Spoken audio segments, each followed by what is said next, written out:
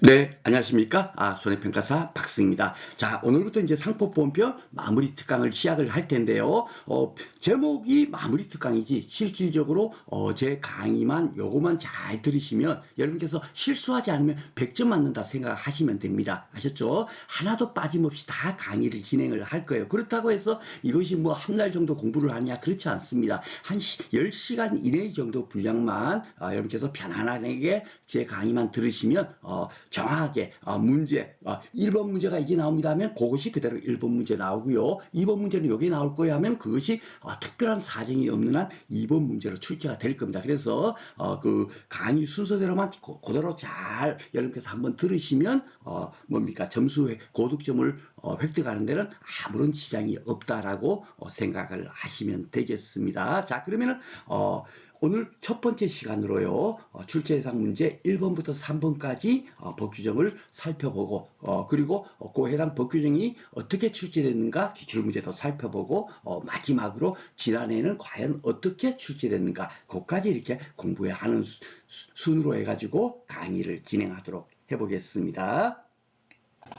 자, 먼저 638조의 보험계약에 의하고 638조의 이 해갖고 보험계약의 성립 그 법 규정에서 해마다 한 문제에서 두 문제 정도가 출제가 돼요. 통상 이제 한 문제 정도 출제되기 때문에 제가 이제 출제상 1번으로 이렇게 뺐습니다. 그리고 638조는 뭐냐면 그냥 보험계약이라는 게 어떤 건가 하는 것을 그냥 정의해 놓은 거예요. 정의. 예, 정의. 간단하게 보겠습니다. 보험계약은 당사자 일방이 약정한 보험료를 지급하고 계약자가 그죠? 보험회사한테 보험료를 지급하고 그러면 보험회사는 재산 또는 생명, 신체 불확정한 사고가 발생할 경우에 그죠?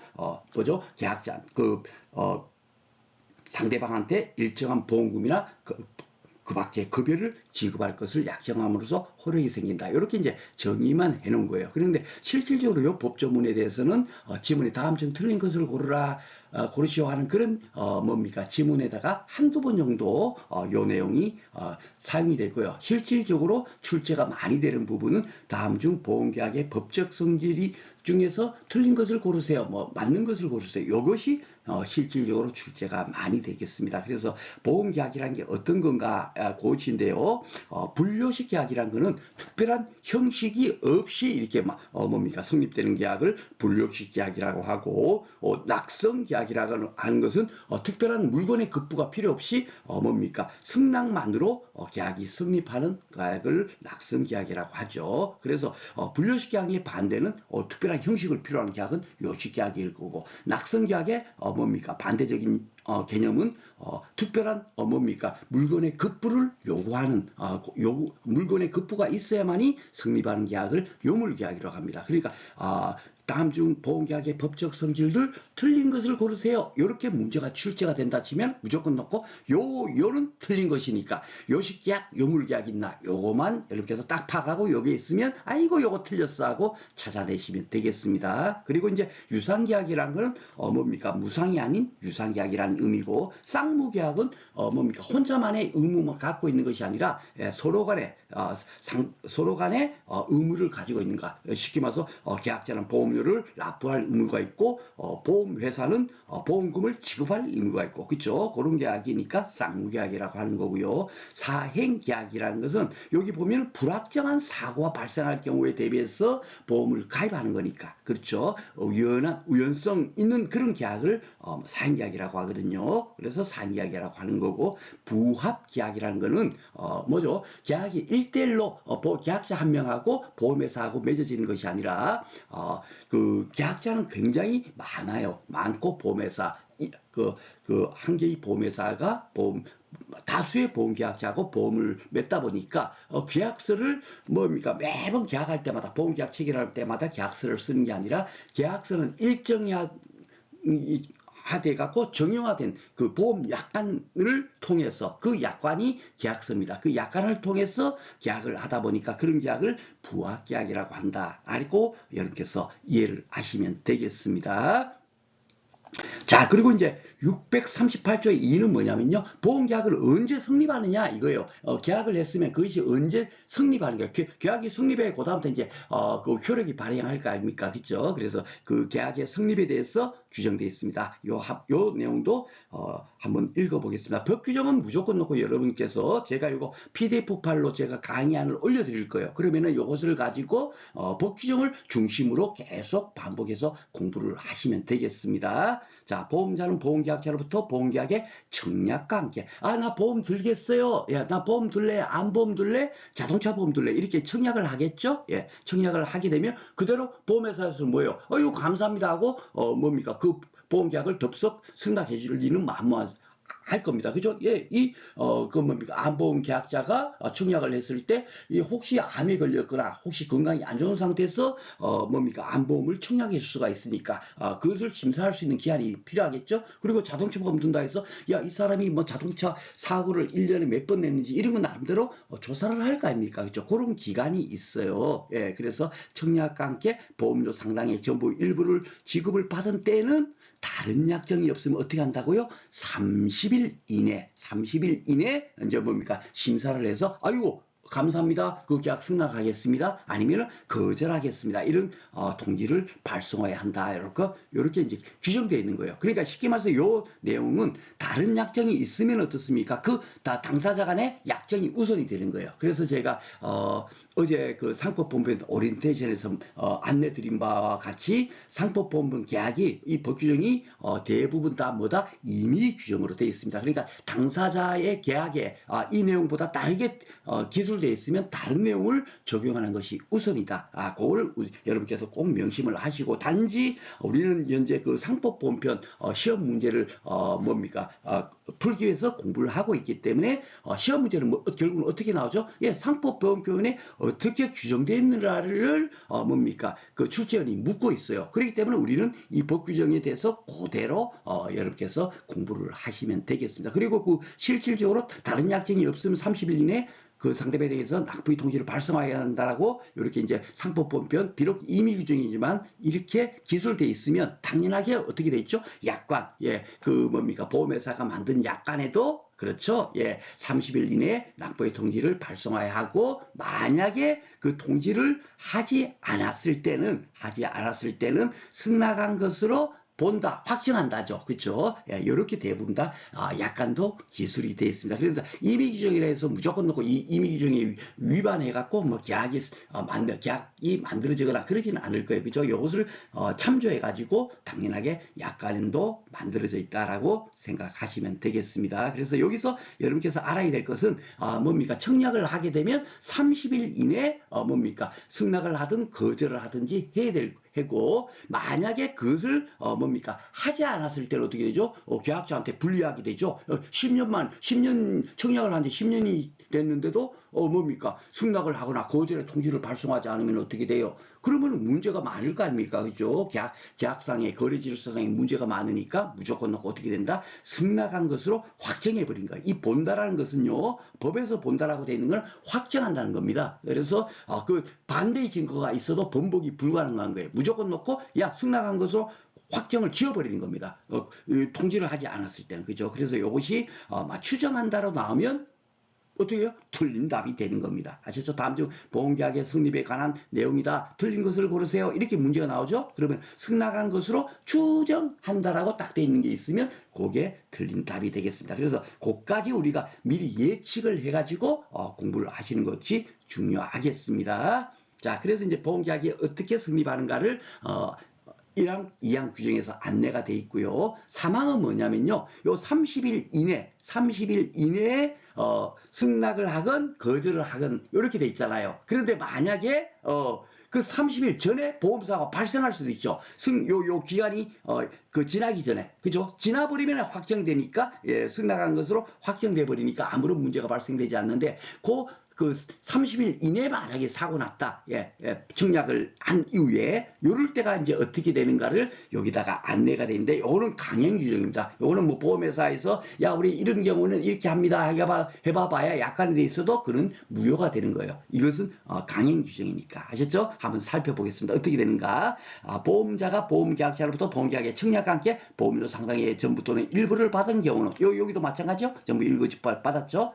청약. 요럴 때는 청약을 승낙하기 전에 즉 30일 이내에 보험계약에서 정한 보험사고 생겨버렸어요.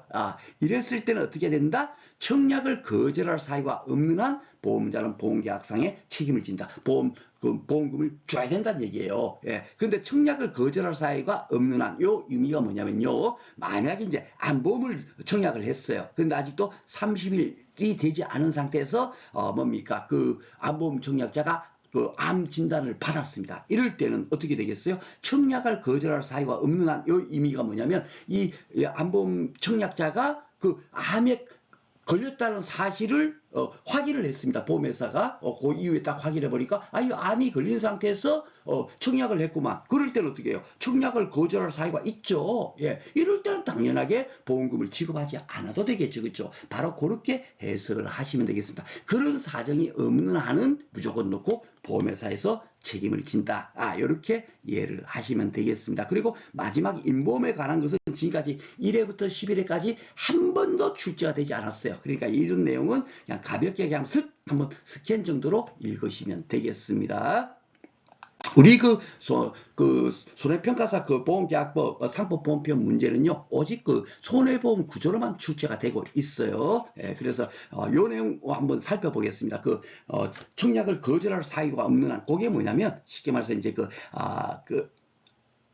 양배추를 경작하는 손평사님께서 그 뭡니까? NH농협손해보험에다가 농작물재보험을 가입하겠다고 이제 청약을 한 겁니다. 청약을 했고 정식을 이제 양배추를 정식을 9월 20일 날에 정식을 했어요. 이런 상태에서 결국은 뭐죠?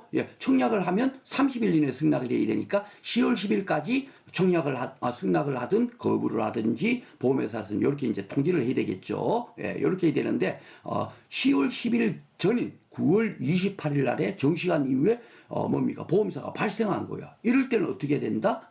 이럴 때는 당연하게 청약을 거절할 사유가 없는 한 그렇죠. 보험회사에는 이 뭡니까? 보험금을 지급할 책임이 있는 거예요. 아셨죠? 바로 그렇게 생각하시면 되겠습니다. 본 강의 때는 이제 이런 것도 상세하게 설명을 드렸는데 마무리 특강에서는 뭐 이런 것까지 우리가 세부적으로 다 이해하면 좋겠지만 이런 부분에 간단하게 넘어가도록 하겠습니다. 항상 이제 법 규정이 나오고 나면 제가 따라 한 번 더 그 법 규정을 여러분께서 이해할 수 있도록 그걸 도표로 만들어 갖고 제가 안내 드리고 있어요. 그리고 이제 요 부분은 제가 원래 이제 그 본 강의 때는 강의를 그 상세히 설명드렸는데 좀 뺄까 하다가 제가 넣었어요. 왜냐면은 우리가 우리 시험은 솔직히 말해서 그렇게 뭐 판례라든지 그 해석의 문제라든가 이런 부분이 별로 출제되지 않고 있죠. 조금 이제 종합적인 문제, 뭡니까? 이 법 규정을 이해하고 있는 정도까지 이렇게 조금 이렇게 묻는 문제는 한 30%밖에 되지 않아요. 나머지 70%는 뭐 법 규정의 의미가 뭔지 몰라도 법 규정에 어떻게 지금 규정되어 있는가 그것을 아는지 모르는지 묻는 문제로 70%만 안내가 출제되고 있으니까 쉽게 문제를 풀 수가 있는 겁니다. 그렇지만 이제 일반 법 과목 같은 데는 반드시 입증 책임이 누구한테 있는가 이런 것들이 반드시 문제 속의 지문에 출제되고 있어요. 우리 시험은 그렇게 많이 출제되고 있지 않지만 그렇지만 이왕 우리가 이제 상법보험편을 공부를 하니까 입증 책임은 누구한테 있다 이런 정도는 가장 기본적인 거니까 꼭 알고 계시면 좋겠다 해서 제가 이 슬라이드를 삽입을 했습니다. 쉽게 말해서 그 입증 책임이라는 게 뭐냐면 그 증거를 이렇게 제출함으로써 뭐죠? 자신이 어떻게 이익을 볼 수 있는 사람 있죠. 그 사람한테 입증 책임이 있는 거예요. 우리가 그 재판에 가면 입증하고 막 이런 거 있지 않습니까? 그런 것이 다 뭐냐면 그 증거를 제출하면서 이익을 얻는 사람 반드시 그 사람한테 입증 책임이 있도록 법에서는 부여하고 있다. 요거 하나만 딱 기억을 하시기 바라겠습니다. 자, 그러면 이제 문제 보도록 하겠습니다. 1회부터 7회까지 교재에다 그 법 규정 바로 밑에다가 실려 있기 때문에 교재를 구입해서 공부하시는 분들은 반드시 그 1회부터 7회까지 어떤 문제가 출제됐는지를 계속 한번 풀어봐 보세요. 풀어봐 보시면 동일한 문제가 복귀적 그 복귀적으로 계속 문제가 출제됐으니까 당연하게 거의 비슷한 문제들이 계속 출제가 되고 있음을 알 수가 있을 겁니다. 그렇지만 그 문제를 계속 풀어보면 자동적으로 뭐죠? 예, 머릿속에 그냥 외우기 싫어도 암기가 돼버리는 거예요. 예, 그렇게 공부를 하시면 되겠고 지금 마무리 특강은 그렇게 다 풀다 보면 굉장히 시간이 많이 걸릴 거 아닙니까? 그렇죠? 그러니까 최근에 출제된 문제 중에서 그래도 복귀정을 공부하기가 가장 적합한 문제만 제가 따로 이렇게 선별해 가지고 뭡니까 진행을 하도록 하겠습니다. 이렇게 공부를 하셔도 나머지 그 제가 앞에서 안내드린 복귀정 있죠. 그걸 다시 한 번 더 정확하게 딱 숙지할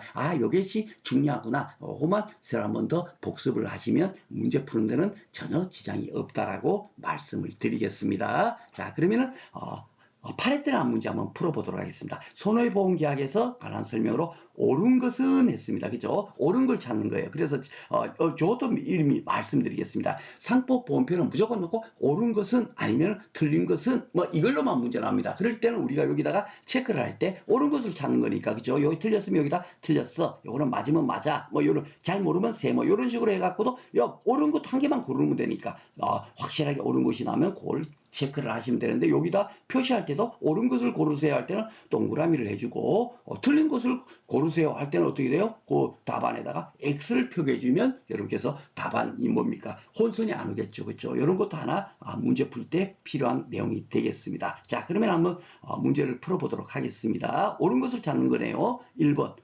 피보험자는 이것도 뭐 답만 하면은 굉장히 빨리 이렇게 진행할 수 있지만 이왕이면 문제를 풀면서 다시 한번 더 복습하는 효과를 여러분께서 얻도록 하기 위해서 시간이 좀 걸리더라도 한 지문 다 이렇게 뭡니까 가부를 따져보면서 진행을 하도록 하겠습니다. 피보험자는 보험계약에서 정한 불확정한 사고가 발생한 경우에 보험금의 지급을 보험자에게 청구할 수 있다는데 없다 돼 있죠. 이것은 제가 뭐라 그랬죠?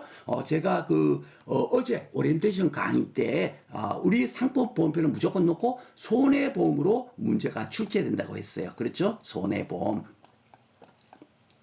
그래가지고 여기도 지금 보면 손해보험 계약이라고 딱 나오죠. 그렇죠? 인보험은 절대로 묻지를 않습니다. 오직 손해보험 계약으로만 나오다 보니까 손해보험의 피보험자, 제가 그 피보험자에 대해서 말씀드렸죠? 계약자, 피보험자, 앞에 계약자, 보험자, 피보험자, 그죠? 그래서 원래 계약자하고 피보험자가 원래는 이제 뭡니까? 동일한 사람인데 다른 경우가 있더라. 이 피보험자가 뭐다? 소유권을 갖고 있는 사람인데 계약자가 만약에 소유권이 없는 경우라면 이것이 타인을 위한 보험계약으로 보험계약한 거다라고 말씀을 드리면서 이 피보험자는 결국 뭐야? 손해보험에서는 보험금을 수령하는 사람이 피보험자다라고 제가 안내를 드렸습니다. 그렇죠? 이것은 가장 기본이기 때문에 오리엔테이션에서 미리 알고 계셔야 된다고 여러분들한테 안내를 드렸는데 바로 요 내용이 바로 그거겠죠? 피보험자는 보험금 지급을 청구할 수 있는 사람인데 없다 했으니까 틀렸습니다. 자, 2번. 보험자가 보험계약자로부터 보험계약의 청약과 함께 보험료 상당이 전부 요 법규정 그대로네요. 그죠? 1급 지급을 받은 때는 다른 약정이 없으면 30일 이내 납부 통지를 발송해야 된다. 법규정 그대로 이렇게 옮겨놓은 거죠. 그러니까 이거 슬쩍 한 번만 보신 분들도 쉽게 이렇게 2번을 요거는 맞네 하고 이렇게 체크를 할 수가 있어요. 요거는 벌써 틀렸다. 그죠? 없다 해서 틀렸고. 3번 볼게요. 보험자는 보험사가 발생한 경우 보험금이 아닌 형태의 보험금 지급을 할 것을 약정할 수 있죠. 그죠? 그렇죠? 보험금이나 그 밖에 급여라고 돼 있잖아요. 그렇죠? 그러니까 이것도 여기서 틀렸고요. 그렇죠? 그러니까 그런 법 규정을 갖고 다 이렇게 법조문을 만드는 거예요. 그러니까 맨날 1회 시험 문제, 2회 시험 문제, 3회 시험 문제 봐봐야 결국 해당 법 규정 그 법의 을 가지고 지문을 만들었기 때문에 계속 동일한 문제라고 생각하시면 됩니다. 금년에 12회 때 시험 문제가도 또 동일한 법조문을 가지고 뭡니까 이렇게 문제를 구성해서 출제되고 있어요. 그래서 법 규정만 정확히 이해하시면 여러분께서 문제를 푸는 데는 전혀 지장이 없다라고 말씀을 드리겠습니다. 자, 그러면 요 보험기한의 시기는 보험계약의 체결 시점과 같아야 한다. 요거는 이제 소급보험 법 규정을 뒤에 오늘 요 부분까지 공부하나요? 잠깐만. 다음 시간에 이제 공부를 할 내용이네요. 이게 아마 그 소급보험 법규정인데 거기 가서 공부를 하도록 하겠습니다. 단지 이것은 이제 제가 같이 안 와도 된다. 예, 보험 기간의 시기는 보험계약의 체결 시점보다 그 전에 뭐 보험자의 책임 개시가 되는 것을 소급보험이라고 하거든요. 좀 이게 좀 여러분께서 이해가 안 되시겠지만 해상보험 같은 데가 뭡니까? 요 소급보험이 적용이 돼요. 그래서 요거는 또 뭐 해상보험이 적용된다 이런 것도 몰라도 상관없습니다. 우리 시험은 그냥 법규정 그대로 보험계약은 그 계약 전에 어느 시기를 보험기한의 시기로 할 수 있다. 이 법규정을 알고 있는가 모르고 있는가를 이렇게 묻고 있는 겁니다. 그리고 같아야 한다니까 벌써 틀렸죠. 그죠? 계약 전에 어느 시기를 보험기한의 시기로 할 수 있다라고 법에는 규정되어 있으니까. 그죠? 그렇게 이해를 하시면 되겠습니다. 자, 9회 때는 문제 한번 보도록 할게요. 9회 때는 어떻게 나왔나? 보험계약자로부터 손해보험계약, 그죠? 여기도 보면 손해보험, 그죠? 그래서 다 손해보험 그 계약 구조로 문제가 출제된다. 그러니까 인보험은 잊어버리십시오. 아셨죠? 야, 손해보험 이렇고 인보험은 어떻고 이런 비교조차도 몰라도 상관이 없습니다.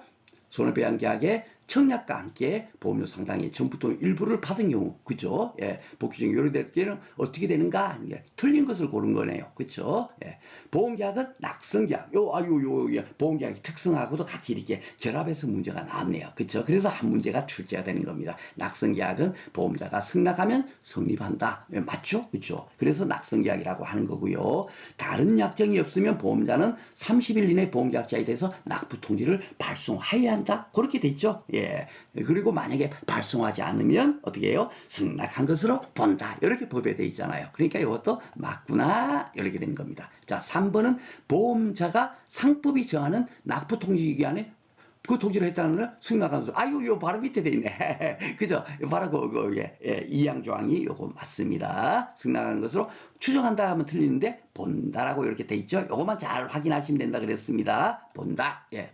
그러면 4번이 틀렸겠네. 뭐가 틀렸나 볼까요? 승낙하기 전에 발생한 보험사. 요거 30일 이전에 만약에 보험사가 났을 때는 어떻게 되죠? 청약을 거절할 사유가 없을 때면 보험회사는 책임을 지고 거절할 사유가 있으면 책임을 안 져도 되겠죠. 그렇죠? 예, 근데 거절할 사유가 있는데도 보험회사가 책임진다. 이거는 말도 안 되는 거죠. 그죠? 암에 걸린 상태에서 청약을 해갖고 30일 이내 보험사가 발생됐어. 승낙하기 전에. 그러면 책임지면 말이 됩니까? 안 됩니까? 그러면 너도나도 암 걸린 상태에서 다 그냥 보험 다 가입할 겁니다. 그렇죠? 그래서 이거는 책임을 지지 않는다는데 책임을 진다 했으니까 틀렸습니다. 이렇게 이제 출제되는 거예요. 그래 법규정 아주 뭡니까? 가볍게 그 내용만 이해만 하시면 문제 푸는 데는 전혀 지장이 없다라고 여러분께서 느껴지시죠? 자, 10회 때 이렇게 매년 한 문제씩 나오는 거예요. 제가 좀 줄이려고 하다가 그래도 최근에 문제는 한번 풀어보자 하는 의미에서 풀어보고 있습니다. 자, 이것도 보험계약 관계자의 설명이다라고 이제 돼 있고 옳지 않은 것은 돼 있죠. 예, 그러니까 계약자, 피보험자 제가 어제 오리엔테이션에서 안내드린 계약자하고 보험자하고 피보험자 이것에 대해서 지금 현재 묻고 있을 거예요. 이거는 가장 기본적인 거니까, 그죠? 이것도 모르면 안 되겠죠. 그죠? 자, 손해보험의 보험자는 보험사가 발생한 보험금 지급지율. 이건 맞죠? 보험회사니까. 그죠? 맞고. 2번, 손해보험의 보험계약자는 돈 내는 사람은 자기 명의로 보험계약을 체결하고. 맞죠? 예, 보험료 지급 의무를 지는 사람. 맞죠? 예, 계약하는 사람. 예, 그게 계약자인 거예요. 피보험자는 뭐다? 예, 보험금을 타는 사람이죠. 예, 피보험 이익의 주체로서. 그죠? 그래서 피보험자라고 하는 겁니다. 피보험자. 피보험이익이라는 거, 보험사가 발생했을 때 뭡니까 그 경제적 손실이 얼마인가, 그 이익이 얼마인가, 그걸 피보험이익이라고 하거든요. 요것의 주체로서 보험사가 발생할 때 보험금을 지급 받을 자이다. 맞죠? 예. 이것에 대해서 좀 물었던 거예요. 그렇죠? 그리고 4번은 손해보험의 보험 수익자. 보험 수익자라는 것은 뭡니까? 오직 인보험에만 있는 거예요.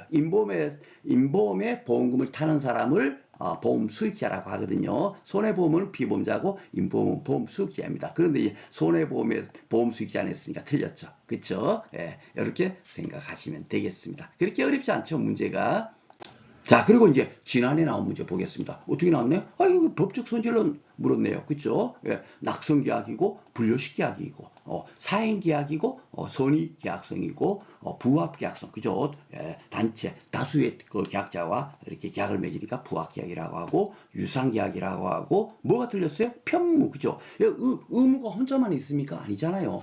계약자는 보험료를 납부할 의무, 보험자는 보험금을 지급할 의무, 쌍무계약이죠. 그죠? 그래서 이게 틀렸습니다. 이렇게 문제가 나오는 거예요. 그렇죠. 그렇게 어렵지 않습니다. 그래서 금년에는 아마 다시 보험계약의 성립법 조항이 있죠. 예, 거기서 한 문제가 출제가 거의 유력하다라고 생각하면 됩니다. 1번 문제가 그냥 보험계약의 성립 문제 나와요. 그럼 우리는 30일 이내 납부 통지를 발송해야 되고 만약에 통지를 하지 않았을 때는 승낙하는 것으로 본다. 그리고 제일 마지막으로 만약에 그 승낙 30일 이내 만약에 보험사가 발생했다면 어떻게 된다? 청약을 거절할 사유가 없는 한 보험회사는 그 계약에 책임을 진다. 딱 요 내용만 알고 있으면 한 문제를 맞추는 겁니다. 공부할 내용이 그것밖에 안 된 거예요. 지금 제가 한 25분간 떠들었지만 처음 이제 공부를 시작하는 분들도 계시니까 제가 차분하게 설명한다고 이렇게 오래 걸리는 거지 실질적으로 공부할 내용 그 법규정에서 우리가 알아야 될 내용은 탈락고이 뭡니까? 그 한 30 정도 분량 그거만 딱 아시면 한 문제를 풀 수가 있을 겁니다. 자, 그리고 이제 출제가 예상되는 그 뭡니까? 두 번째 문제는 뭐냐면요. 보험약관의 고유 설명 의무 요 법규정입니다. 요거는 뭐냐면 쉽게 말해서 여러분들이 그 보험을 가입하면 어때요? 설계사님께서 약관 같은 거 있죠? 예, 약관 그죠? 약관을 주면서 야, 이 보험계약은 언제 뭡니까? 그 책임을 개시를 할 거고 야, 이런 경우에는 책임을 보험금이 지급 안 돼 하고 그런 내용이 있지 않습니까? 중요한 사항 같은 거 그런 것들을 설명하도록 돼 있어요. 그쵸? 예, 바로 그 내용을 뭡니까? 이 법에서 규정하고 있습니다. 그래서 요 내용이 그 초년도에는 매년 한 문제씩 출제가 됐는데 최근에 조금 이렇게 출제되고 있지 않아요. 그렇지만 이거는 출제원들께서 너무나 내가 볼 때는 그 출제하기 좋은 그런 그 내용이거든요. 그래서 금년에는 출제가 될 가능성이 굉장히 높다라고 생각하시고 공부를 하시면 되겠습니다. 자, 그러면 하나 이제 법 규정이 중요하니까 요거 한번 살펴보도록 하겠습니다. 보험자는 보험계약을 뭐죠? 체결할 때, 예, 그러니까 야, 그 청약하게 되면 그 설계사가 그렇죠. 예. 이거 청약서 받고 이런 거. 그 당시입니다. 알아주셨죠? 그러니까 성립시가 아니에요. 성립은 어떻게 돼요? 청약한 후에 한 달 이내 그 보험회사가 승낙했을 때, 그럴 때가 이제 성립하죠. 그쵸? 그럴 때가 성립하는 거고, 그럴 때 약관을 주는 것이 아니라, 이거는 언제? 체결할 때. 야,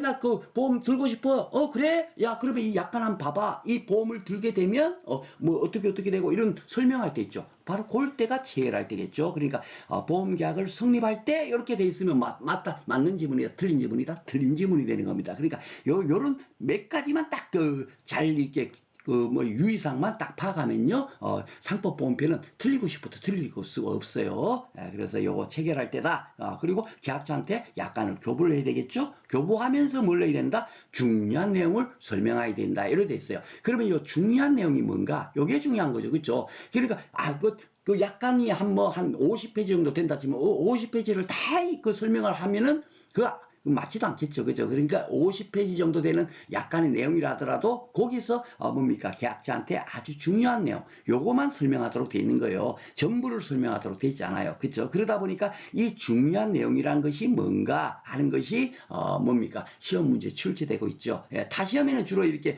판례 같은 것이 많이 나오는데 우리 시험은 이렇게 그렇게 많이 나오지 않고 적어도 그래서 중요한 사항이 아닌 것은 어떤 건가 하는 것입니다. 예, 여기 중요한 사항을 설명해야 되니까 설명 안 해도 되는 것은 어떤 건가 하는 것이 시험 문제 출제가 많이 되겠죠. 그래서 보면은 거래사항이 일반적이고 공통적인 것이어서 계약자가 충분히 예상할 수 있는 이런 약관에 대한 내용에 대해서는 설명하지 않아도 교부 설명 의무 위반이 아니다라고 이렇게 판시가 돼 있죠. 그리고 법령에 정해진 것을 되풀이하거나 부연 설명하는 정도 이런 것들도 구태여 따로 이렇게 설명하지 않아도 된다는 거고요. 보험계약자나 그의 대리인이 보험약관의 내용을 잘 알고 있어요. 그걸 잘 알고 있는 사람한테 또 이렇게 설명할 이유가 있습니까? 없습니까? 없죠. 예, 그런 경우는 설명을 하지 않아도 된다라고 이해를 하시면 되겠습니다. 자, 그리고 이제 설명을 해야 되는데, 만약에 설명을 하지 않거나, 보험약관을 교부하지 않았다. 예, 이것이 위반한 경우죠. 그죠? 예, 만약에 여러분께서 암보험을, 가입을 하면서, 약관도 안 받고 중요한 내용도 설명받지 않았어. 그럴 때는 여러분들한테 어떤 권리가 생기냐면요. 보험 계약자는입니다. 피보험자는 아니죠. 왜냐하면 계약한 사람이 당연하게 취소도 할 수가 있는 거예요. 그죠? 여기 취소돼 있죠? 예, 취소라는 것은, 법을 조금 더 깊게 들어가면 무효와 취소로 나눌 수 있는데 무효 취소의 법률적인 효과는 동일합니다. 단지 무효는 당연 무효가 되는데 반해서 취소는 취소권자만이 취소할 수 있는 거예요. 그래서 이 보험계약을 취소할 수 있는 권리를 갖고 있는 사람은 보험계약자겠죠. 그죠? 계약을 한 사람이 취소할 수 있는 거죠. 그러니까 이 보험계약자는, 예, 그죠? 그래서 피보험자로 나오면 틀린 지문이 되겠습니다. 보험계약자는 보험계약이 성립한 날로부터, 요 체결할 때가 아니죠. 지금 잘 봐보시면, 그죠? 예, 성립한 때, 예, 즉 뭐요? 예, 그 청약을 한 후 30일 이내에 그 가부를 통지해야 된다. 그죠? 그 통지한 그날, 만약에 승낙했으면 그 승낙한 날이 성립한 날이 되겠죠. 그죠? 체결한 날부터 따지지 않고 성립한 날부터 따진다. 이게 또 중요하겠죠? 성립한 날로부터 몇 개월 이내, 3개월 이내에 그 계약을 한다가 아니고 할 수 있다. 이것을 만약에 설명하지 않고 교부를 하지 않았다 하더라도 내가 그 보험이 너무 좋아. 난 들고 싶어. 그리고 난 별로 약관 교부하지 않고 중요한 내용을 설명받지 않아도 나에게 크게 불이익이 없었어 라고 하면 그 계약을 취소하지 않고 유지할 수도 있겠죠. 그렇죠? 그렇기 때문에 법에서는 취소할 수 있다라고 되어 있는 거예요. 해도 되고 안 해도 된다. 그렇게 이해를 하시면 되겠습니다. 바로 복귀정은 이렇게 간단한 두 줄이지만 중요한 게 여기 이제 성립할 때가 아니고 체결할 때고, 여기는 뭡니까? 취소할 때는 성립한 날로부터 3개월 이내에 취소할 수 있다. 그죠? 이것이 가장 유의사항이다라고 생각하시면 되겠습니다. 자, 그러면 이제 여기도 보면 이제 그 사과를 경작하는 계약자께서 NH농협손해보험에다 농작물재해보험을 청약을 했어요. 청약을 하면 이 청약과 동시에 청약과 동시에 보험회사에서는 어떻게 돼요? 보험약관을 교부하고 그리고 약관의 중요한 내용을 설명해야 되는 겁니다. 아셨죠? 계약 성립 시 하는 것이 아니라 계약 체결 시 한다. 그죠? 요거 하고, 그리고 또 하나는 이제 뭐냐면, 만약에 이렇게 하지 않았으면 계약자는 성립한 날로부터 3개월 이내 계약을 취소할 수 있다. 그죠? 그렇게 이해를 하시면 되겠습니다. 자, 그러면 이제 출제된 문제 중에서 좀 괜찮은 문제, 이 복귀정을 전부 다 공부할 수 있는 문제로 한번 제가 뽑아봤습니다. 보험약관의 교부 설명임에 관한 설명으로 옳은 것을 모두 고르는, 이런 것이 이제 조금 이제 난이도가 조금 이제 조정하려고 하는 거예요. 만약에 요거 같으면 가나다 있으면 다음 중 틀린 것을 고르세요 하면은 이게 맞는지 잘 몰라도 요게 확실하게 틀렸으면 쉽게 그것을 답을 찾을 수가 있잖아요. 그런데 옳은 것을 모두 골라봐서 이 몇 개가 있나 이걸 골라봐라 하는 것은 뭐죠? 정확하게 이게 이거는 맞다 틀리다 알아야 되겠죠. 그렇죠? 그래서 아마 12회 시험에도 이렇게 이제 옳은 것을 모두 몇 개인가 고르세요. 이런 식으로 문제가 출제 형태가 많이 나올 수가 있겠다라고 예측이 되고요. 그러려면 이 문제를 맞추려면 그렇죠. 복귀정을 정확하게 아시면 그냥 게임이 끝나는 겁니다. 그렇죠? 자, 보겠습니다. 고객이 약관 내용을 충분히 잘 알고 있는 경우에 잘 알고 있어요. 이럴 때는 보험자가 고객에게 그 약관의 내용을 따로 설명하지 않아도 된다. 그렇죠? 맞죠? 예. 중요한 내용을 설명해야 되는데 잘 알고 있을 때는 그때 설명할 필요가 없잖아요. 그렇죠? 예. 그리고 이제 그러한 따로 설명하는 필요가 없는 특별한 사정은 이를 주장하는 보험자가 입증 책임이 누구한테 있다? 입증을 함으로써 이익을 얻는 사람한테 있다라고 제가 말씀을 드렸습니다. 그렇죠? 그래서 이런 법의 가장 기본적인 근간이 된 내용들은 기본적으로 어떤 법 과목의 문제를 풀건 반드시 필요하기 때문에 제가 입증 책임이 누구한테 있다까지도 오늘 제가 안내드린 이유가 바로 이거예요. 그렇죠? 주장하는 보험회사가 입증하게 된다. 아이고 요거 맞네. 그렇죠? 읽어보니까 맞죠? 약관에 정해진 중요한 사항이라면 설사 거래상 일반적이고 공통된 것이어서 별도의 설명이 없어도 충분히 예상할 수 있던 사항은 설명하지 않아도 된다라고 분명히 제가 안내 드렸죠. 예. 그런데 여기 설명 의무를 부담한다 했으니까 이건 틀렸죠. 이렇게 X해 버리면 돼요. 그렇죠? 예. 그리고 3번 약간의 내용이 이미 법령에 정해진 것을 되풀이하는 게 불가한 경우는 설명하지 않아도 되겠죠. 예. 설명하지 않아도 된다. 이거 맞네요. 그렇죠? 그러면은 맞는 것이 뭡니까? 다 해갖고 요거 딱 이렇게 해서 체크를 하시면 되겠습니다. 자, 그리고 이제 7회 따라 문제 볼게요. 보험 약관의 중요한 내용에 대해서 보험자의 설명 의무가 발생되지 않는 경우, 그죠? 요게 중요한 거예요. 법 규정보다도. 예. 그래서 발생하지 않는 경우를 모두 고르세요 했어요. 한번 보겠습니다. 보통 약관이 계약 당사자에 대해서 구속력을 가지는 것은 보험계약 당사자 사이에서 계약 내용에 포함시키로 합의하였기 때문이다. 요게 맞습니다. 요 내용은요, 바로 뭐죠?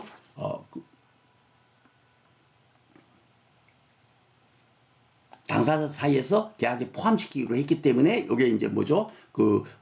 법적인 효력이 발생한다라고 생각하시면 되겠습니다. 이것도 이제 굉장히 중요한 판례예요. 판례 내용을 그대로 이렇게 갖다 놓은 겁니다. 예전에도 이렇게 판례 문제가 가끔씩 이렇게 나왔었습니다. 그래서 제가 따로 뽑아봤고요.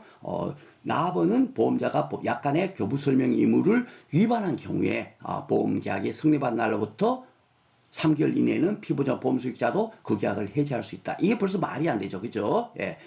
계약자만이 그 계약을 취소할 수 있는 거죠. 그죠? 그러니까 이거 완전히 전혀 공부, 이런 것은 보도 못한 법 규정이 있으니까 이거는 다 틀렸구나, 라고 생각하시면 되겠고요. 3번은 약간의 내용이 이미 법령에 의해서 정해진 것을 되풀이하는 정도는 설명하지 않아도 된다라고 돼 있었죠. 그렇죠? 그러니까 이것도 맞는 지문이 되겠습니다. 그래서 가다 이것이 정답이 되겠습니다. 자, 그리고 이제 8회 때는 어떻게 나왔는가 보겠습니다. 화재보험으로 나오죠. 이 화재보험도 손해보험입니다. 그죠? 그래서 우리 그 상법보험편 문제는 무조건 놓고 손해보험의 구조만 떠올리면서 문제를 푸시면 되겠습니다. 화재보험 약관에는 보험계약자에게 설명해야 되는 중요한 내용을 포함하고 있으나 갑회사가 설명하지 않고 보험계약을 체결했대요. 아이고야. 그럼 어떻게 돼요? 취소할 수 있죠. 그죠? 계약자는 보험계약이 성립한 날로부터 3개월 이내. 그죠? 예, 그러면은 여기 보시면 보험계약이 성립한 날로 1개월이 된 시점이라면 보험계약을 취소할 수 있다? 맞죠? 예, 3개월 이내 취소할 수 있으니까 맞네요. 그죠? 자, 보험회사는 화재보험 약관은 보험계약자한테 원래 교부해야 된다. 그죠? 예, 맞고요. 보험계약이 성립할 날부터 4개월이 된 시점이라면 성립할 날부터 3개월 이내 취소할 수 있지만 4개월이 돼버리면 어떻게 이제 그때부터는 취소할 수 없겠죠. 그죠? 그러니까 요 지문도 맞는 지문입니다.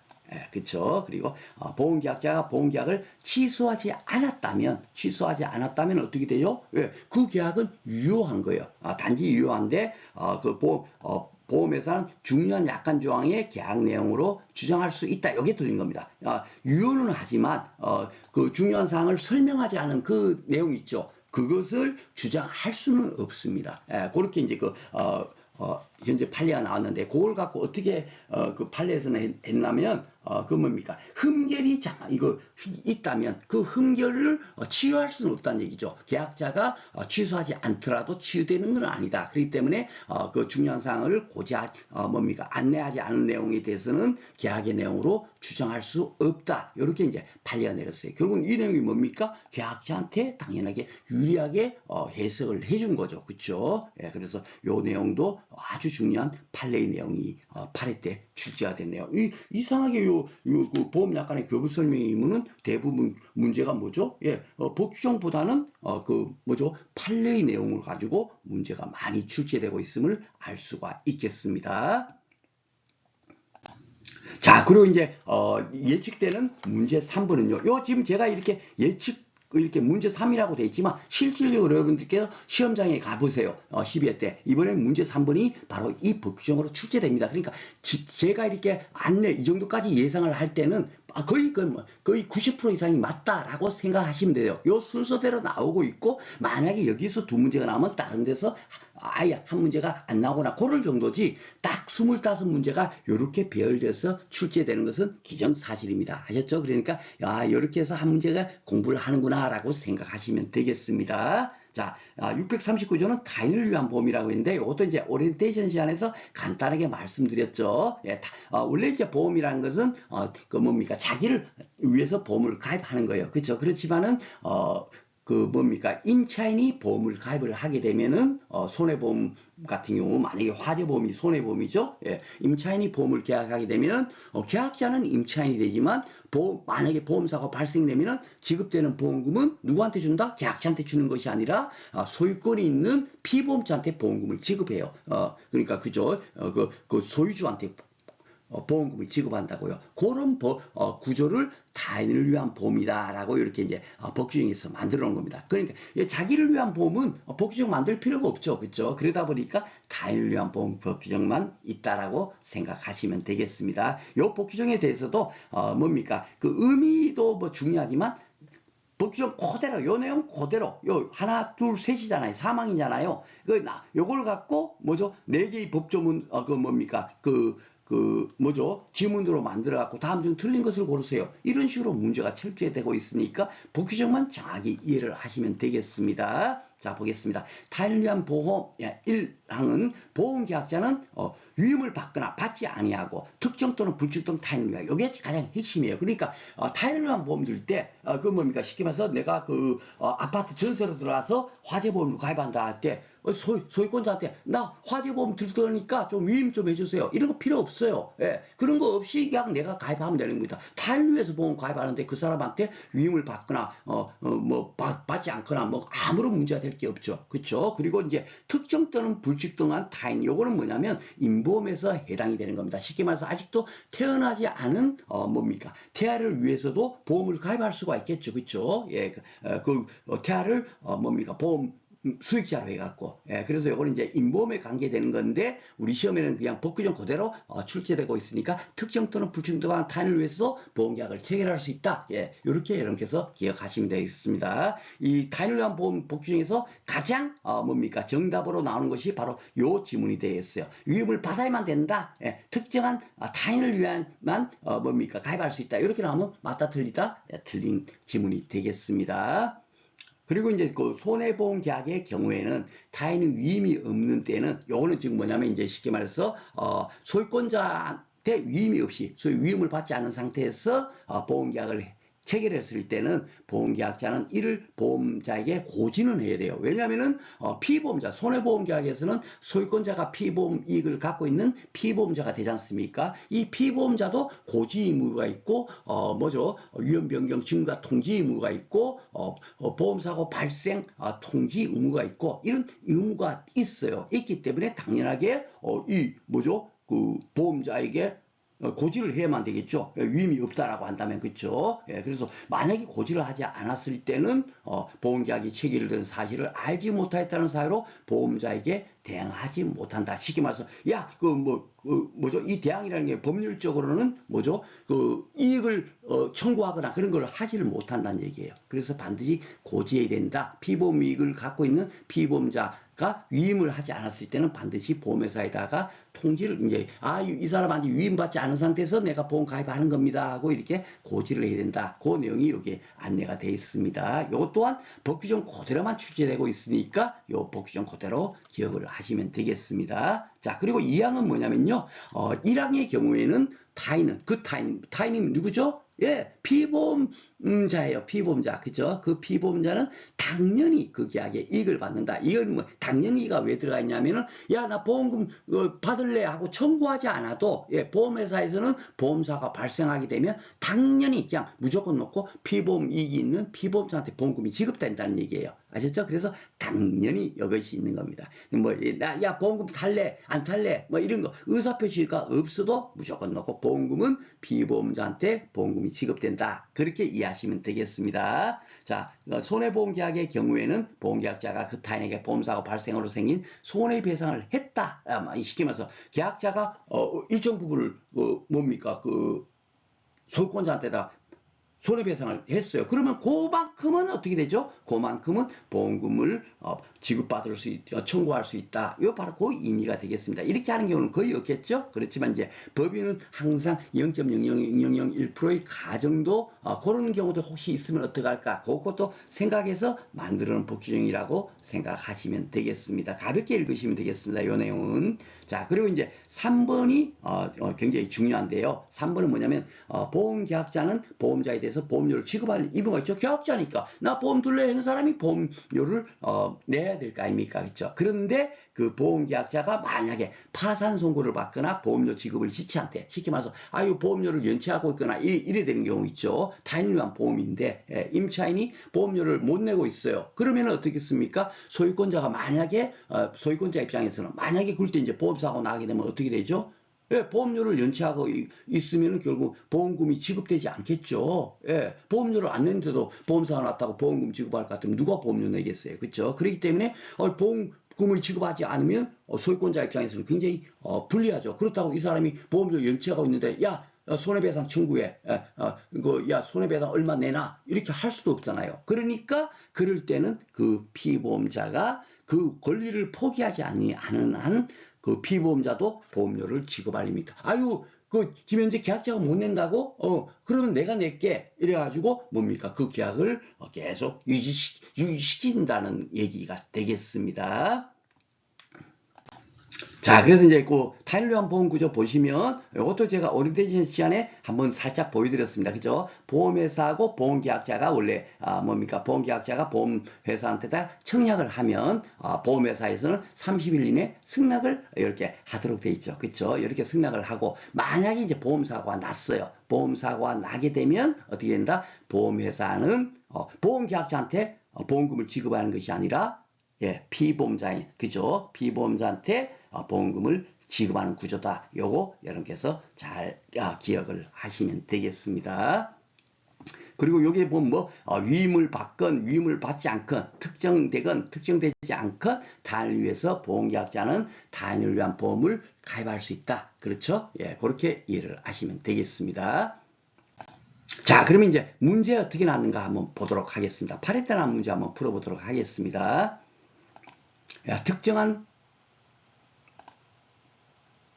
타인을 위한 손해보험계약에 설명 옳은 것을 고르세요. 그랬어요. 자, 옳은 것을 찾아보겠습니다. 보험계약자는 A 동의를 얻지 아니하거나 보험증권을 소지하지 아니하면 그 계약을 해지하지 못한다. 요거는 이제 뭡니까? 보험사고 발생 전에 의미해지. 요것도 이제 다음 시간에서 이제 공부할 법규정이 되겠습니다. 법규정 그 내용 그대로 지금 돼 있는 거예요. 그래서, 우리 그 시험 문제는 법규정의 내용을 갖고 지문을 만들었기 때문에, 법규정만 정확하게 이해를 하시면 되겠습니다. 요거는 일단 맞고요. 단지 제가 앞에다 이렇게 해놓은 것은, 일단 타인을 위한 보험에 대한, 그런 문제이기 때문에 제가, 여기다가 지금 편집을 했습니다. 자, A가 지금 특정한 타인이에요. 그죠? 그러니까 피보험자입니다. 그렇죠? 보험계약에 따른 이익을 받기 위해서는 이익을 받겠다는 의사표시를 해야 됩니까? 아니죠. 당연히 뭡니까? 이익을 받죠. 그죠? 당연히 그 계약에 이익을 받는다고 돼 있지, 의사표시를, 이렇게 이익을 받겠다 이런 표시 안 해도 되죠. 그죠? 그러니까 요거는 틀렸습니다. 3번은 보험계약자가 계속보험료 지급을 지체한 때에는, 보험자는 A에게 보험금을 지급을 최고하지 않아도 보험계약을 해지할 수 있습니까? 없습니다. 그렇죠? 왜냐하면은 당연하게 A도 보험료를 납부할 의무가 있다라고 돼 있지 않습니까? 그러니까 당연하게 이렇게 함부로 해지할 수 없습니다. 보험회사에서는. 그렇죠? 자, 그리고 보험계약자가 A를 위해 보험계약을 체결하면 A의 위임을 받아야 합니까? 아니죠. 위임을 받건 받지 않건 타인을 위한 보험을 체결할 수 있죠. 그렇죠? 그러니까 위임을 받아야 한다. 이게 틀렸습니다. 이렇게 법규정을 갖고 다 이렇게 문제를 만들어서 출제하고 있다는 것을 알 수가 있겠습니다. 자, 그리고 9회 때 나온 문제도 볼게요. 타인을 위한 보험 이렇게 나옵니다. 그쵸? 예. 비록 2번, 3번 이렇게 나오지만 거의 3번 문제로 출제된다라고 생각하시면 되겠습니다. 자, 보험계약자는 보험자에 대해서 보험료를 지급할 의무가 있죠. 예, 당연하게. 계약자에 관계되는 거 앞에 지난 시간에 지난 앞에서 또 풀어봤지만 계약자, 피보험자, 보험자에 대한 것은 당연하게 알아야 되겠대요. 그죠? 자, 보험계약자가 위험을 받지 않고 타인의 보험계약을 체결할 수 있다. 이것도 맞고요. 그죠? 타인은 계약 시 특정되어야 합니까? 특정되건 불특정되건 제가 그걸 강조했죠. 그래서 이런 것들이 시험 문제가 출제된다. 그죠? 그러니까 특정되건 불특정되건 위험하건 위험을 하지 않건 무조건 넣고 타인을 위한 보험계약을 체결할 수 있다. 이것만 딱 생각하시면 이 문제를 한 문제를 맞추는 거예요. 아주 쉽죠. 그죠? 4번 볼까요? 뭐가 맞나? 보험계약자가 파산 선고를 받은 때는 타인은 그 권리를 포기하지 아니하는 한 타인도 보험료를 지급할 의무가 있다. 그죠? 그래야만이 보험사가 났을 때 보험금을 탈 수가 있으니까 타인이. 그죠? 그래서 이것도 이제 법 규정에 따로 기술되어 있습니다. 자, 11회 때 나온 문제 보겠습니다. 요 지난해 때 나온 문제입니다. 타인을 위한 보험. 옳은 것을 옳지 않은 것을 모두 고르나요. 그죠? 자, 보겠습니다. 보험 계약자는 위험을 받지 않고 타인의 보험 계약 체결할 수 없다. 여기 있다니까요. 그죠? 그러니까 맨날 나오는 것이 이렇게 나오는 거예요. 이거 틀렸죠. 그죠? 옳지 않은 거. 2번은 타인을 위한 손해보험 계약의 보험 계약자, 타인을 보험사고로 발생하는 생긴 손해의 배상을 한때는 어떻게 돼요? 권리를 해야지 않은 범위에서 보험자의 보험지급 청구할 수 있죠. 이건 당연하게 뭡니까? 이런 경우는 없지만 뭡니까? 만에 하나 대비해서 이런 법 규정도 만들어져 있다라고 말씀을 드린 내용이 되겠습니다. 3번은 보험계약자는 보험자에 대해서 보험료를 지급할 의무가 있다. 당연하게 맞는 내용이죠. 계약자니까 나 보험 들래 했는 사람이 당연히 보험료를 내야지 누가 내겠습니까? 그렇죠? 아주 당연한 것을 법 규정에 이렇게 안내가 되어 있는 겁니다. 맞고요. 4번은 보험계약자가 파산 선고를 받았어요. 그럴 때는 어떻게 돼요?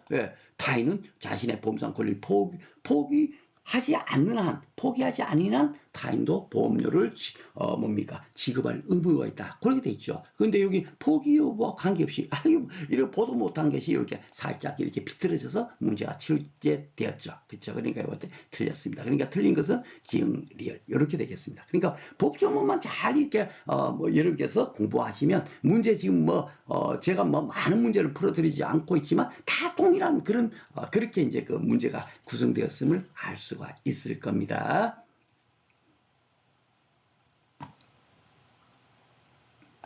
자, 이렇게 해서 오늘 첫 번째 시간을 마쳤고요. 총 8강으로 진행을 해요. 그래서 오늘 첫 시간에 지금 찬찬히 이렇게 문제 풀어도 한 1시간 분량이 되지 않죠. 그러니까 8강까지 진행한다 쳐봐봐야 제일 마지막 강은 좀 짧을 겁니다만은 중간에 조금 더 긴 것도 있고 그렇게 되겠지만은 기본적으로 한 8시간 정도 여러분께서 한번 이렇게 제 동영상을 한번 들으시면서 PDF 파일을 올려드린 것 같고 그 다음에 또 사람도 복습을 하시거나 아니면 교재를 구입하신 분들은 교재 내용을 딱 보시면서 기출문제까지 같이 이렇게 풀어보시면 크게 어려움이 없을 거라고 생각이 돼요. 진짜 정말 한두 문제 실수한다 하더라도 90점 이상 충분하게 획득할 수 있는 과목이 되겠습니다. 그래서 제가 지난주에는 그 재배학에 대해서 여러분들께서 재배학에 대해서 굉장히 부담스러워 하셔서 재배학에 대해서 먼저 이렇게 강의를 진행했고 또 강의 내용도 굉장히 좀 많죠. 그죠? 그거는 총 25강으로 제가 진행을 할 수밖에 없어요. 여러분들께서 공부를 대충만 하고 가서 공부하세요 해갖고 간단하게 몇 가지만 이렇게 안내하고 그렇게 끝나버리면 실질적으로 시험장에서 아무런 도움이 되지 않잖아요. 그러다 보니까 저도 25강으로 조금 좀 힘들게 그 진행을 했지만 그 정도 공부를 해야만이 어느 정도 80년 정도를 맞는 데 비해서 상법보험표는 한 8시간 정도 그 정도만 여러분께서 슬쩍 한번 공부하시면 90점 이상 획득하니까 1차 시험에 대해서는 크게 걱정하지 않으셔도 되겠습니다. 그래서 상법보험편에서 거의 고득점 획득한다 생각하시고 공부하시기를 바라겠습니다. 자, 다음 시간에는 그 보험증권의 교부부터 공부해 보도록 하겠습니다.